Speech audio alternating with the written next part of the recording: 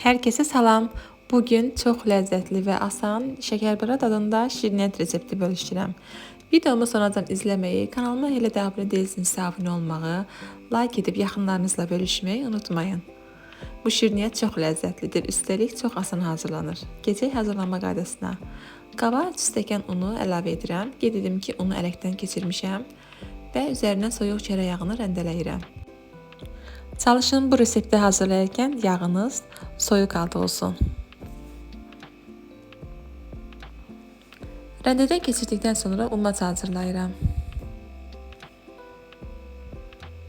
Umacımız artıq hazırdır gördüyünüz kimi. Üzərinə qabartma tozu və vanil, 1 çimdik duz, 1 ədəd yumurta və 1 stəkandan 1 barmaq aşağı qatıq əlavə edirəm. Əlimlə xəmir hazırlayıram.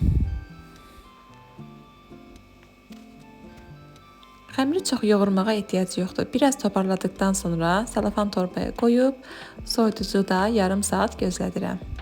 Bu arada içliyi hazırlayıram. İçlik üçün mən evdə olan hazır içlikdən istifadə etdim. Siz isə istədiyiniz qoz və ya fındıq ləpəsinin üzərinə şəkər tozunu, vanil və ya hil əlavə edib qarışdırıb içlik hazırlaya bilərsiniz. Tam dəqiq ölçülərini videonun açıqlama hissəsində qeyd edəcəm. Soyuducudan çıxardığım xəmiri 2 hissəyə ayırıram və əlimlə dörtgüc forma verirəm. Üzərinə və altına biraz un səpəndən sonra yaymağa başlayıram.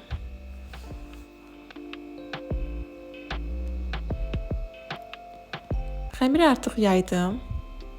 Kənarında olan əyri hissələri kəsib götürürəm. Daha sonra isə qalan xəmiri bu formada dörtgüc bucaq formasında kəsirəm.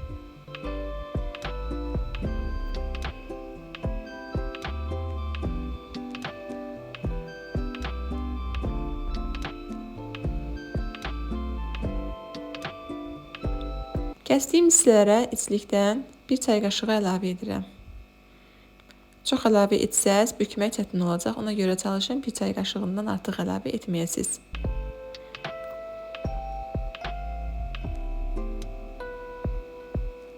Və gördüyünüz bu formada səliqə ilə bükürük. Kənarlarına bu şəkildə barmağımızla vasitəsilə bərkidirik. Hər birinə eyni formada hazırlayıram.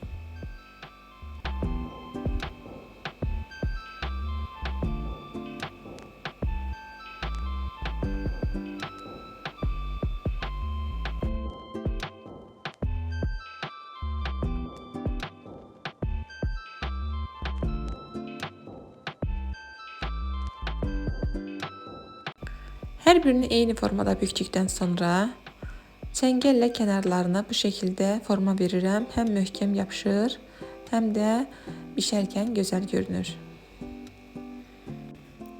Hazırladığımız şirniyyatları yağlı kağız sərdiyimiz və ya yağladığımız soba listinə qoyuruq. Qətiyyən yapışmır, yağlamasanız da olar. Eynən şəkərburanın bişdiyi kimi olur.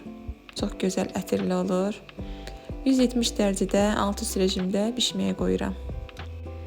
Təxminən 15-20 dəqiqə sonra şirniyyatlarımız hazırdır. Sobadan çıxardım. Tam soyduqdan sonra üzərinə şəkər pudrası səpirəm. Belə daha da dadlı olur.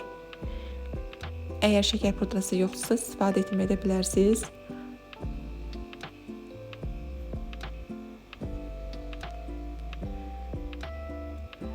Və salam, çox ləzzətli şirniyyatımız hazırdır. Siz də mütləq bu reseptlə hazırlayın. Sona qədər izlədiyiniz üçün hər birinizə təşəkkür edirəm. Yeni videolarımda görüşmək diləyilə.